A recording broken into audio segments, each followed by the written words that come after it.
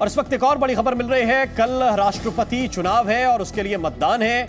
NDA सांसदों की बैठक हुई है। एनडीए सांसदों की बैठक में एनडीए की उम्मीदवार द्रौपदी मुर्मू भी पहुंची हैं। राष्ट्रपति चुनाव के लिए एनडीए की यह बैठक थी। कल संसद भवन में सांसद वोट डालेंगे। राज्य की विधानसभाओं में एमएलए मतदान करेंगे और उससे पहले जो बैठक थी उसमें शामिल होने के लिए द्रौपदी मुर्मू भी पहुंची हैं। हालांकि एनडीए की ही उम्मीदवार हैं और एनडीए की उम्मीदवार होने के नाते वोट उन्हीं को पड़ेंगे, लेकिन औपचारिक तौर पर सभी सांसदों से द्रौपदी मुर्मू ने अपने लिए मतदान करने की अपील की है, अपने लिए वोट मांगे हैं।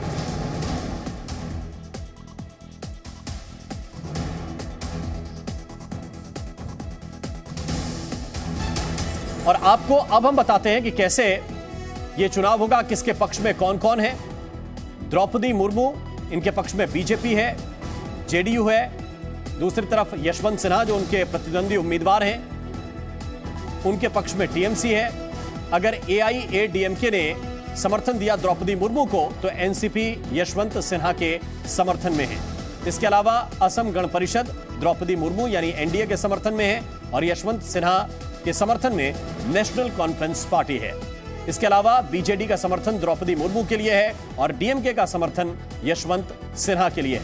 दोनों के बीच में कल चुनाव है। आरजेडी यशवंत सिन्हा को समर्थन कर रही है तो शिवसेना ने द्रौपदी मुर्मू का समर्थन करने का फैसला लिया है। इसी तरह जेएमएम द्रौपदी मुर्मू के साथ है और यशवंत सिन्हा के साथ लेफ्ट की पार्टियां हैं। टीआरएस भी यशवंत सिन्हा के साथ है और वाईएसआरसीपी ये द्रौपदी मुर्मू के साथ है। द्रौपदी मुर्मू के साथ बीएसपी भी है, लेकिन समाजवादी पार्टी ने यशवंत सिन्हा के समर्थन का फैसला लिया है। आम आदमी पार्टी यशवंत सिन्हा के साथ है और एसबीएसपी द्रौपदी मुर्मू को समर्थन कर रही है। इसी तरह जेडीएस द्रौपदी मुर्मू के साथ है और आम आदमी पार्टी यशवंत सिन्हा को वोट करने जा रही है। किसके पक्ष में कौन है यह आपको हम विस्तार से बता रहे थे और इसी तरह से आप अंकगणित भी विधायकों की संख्या के आधार पर, सांसदों की संख्या के आधार पर इनका जोड़ सकते हैं कि कैसे किस उम्मीदवार का पलड़ा भारी रह सकता है। कल इसी के लिए वोट डाले जाएंगे। कल मतदान होगा। संसद में सांसद और अलग अलग विधानसभाओं में अलग अलग विधानसभा के विधायक जो हैं वो वोट करेंगे। और इन सब के बीच आपको एक और बड़ी खबर बताते हैं और बड़ी खबर इस वक्त यह है कि गृह मंत्री अमित शाह से मिले हैं धनखड़। उपराष्ट्रपति उम्मीदवार बनने के बाद धनखड़ ने अमित शाह से मुलाकात की है। इस वक्त की बड़ी खबर आपको बता रहे हैं। गृह मंत्री अमित शाह से मिलने के लिए पहुंचे हैं धनखड़, जो उपराष्ट्रपति पद के उम्मीदवार बनाए गए हैं एनडीए की तरफ से। कल एनडीए ने उनके नाम की उम्मीदवारी की आधिकारिक घोषणा की थी, जिसके बाद गृह मंत्री अमित शाह से मिलने के लिए धनखड़ पहुंचे हैं। उपराष्ट्रपति उम्मीदवार बनने के बाद उन्होंने औपचारिक मुलाकात की है।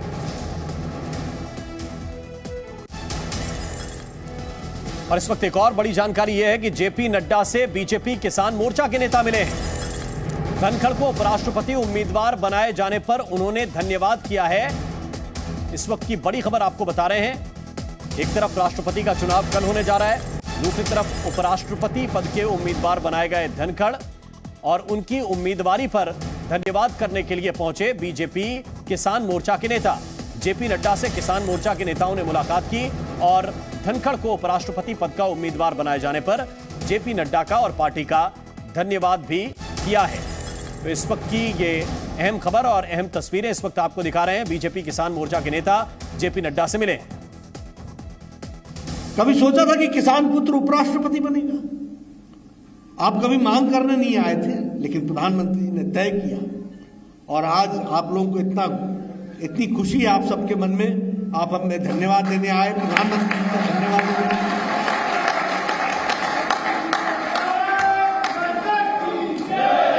हम आपका धन्यवाद सहर्ष स्वीकार करते हैं। आपके धन्यवाद को मैं आदरणीय प्रधानमंत्री जी तक भी पहुंचाऊंगा और बताऊंगा कि किस तरीके का जोश किसानों के बीच में है और किसान पुत्र किस तरीके से अपने प्रत्याशी के बारे में सोच रहे हैं। और इस वक्त एक और बड़ी खबर यह है कि उपराष्ट्रपति पद के लिए विपक्ष ने भी नाम का ऐलान कर दिया है। मार्गरेट अल्वा विपक्ष की प्रत्याशी होंगी। आपको यह बता दें कि अल्वा कई राज्यों में राज्यपाल के पद पर रह चुकी हैं। विपक्ष की बैठक के बाद शरद पवार ने उनके नाम का ऐलान किया है। वैसे मूल रूप से कर्नाटक की रहने वाली हैं मार्गरेट अल्वा और उन्हें उपराष्ट्रपति पद का उम्मीदवार बनाया है संयुक्त विपक्ष ने। तो इस वक्त की यह बड़ी जानकारी है। धनखड़ के सामने कौन होगा? जगदीप धनखड़ जो बंगाल के राज्यपाल हैं, उन्हें उपराष्ट्रपति पद का उम्मीदवार एनडीए ने बनाया और आज यह ऐलान हुआ है कि मार्गरेट अल्वा विपक्ष की उपराष्ट्रपति पद की उम्मीदवार होंगी।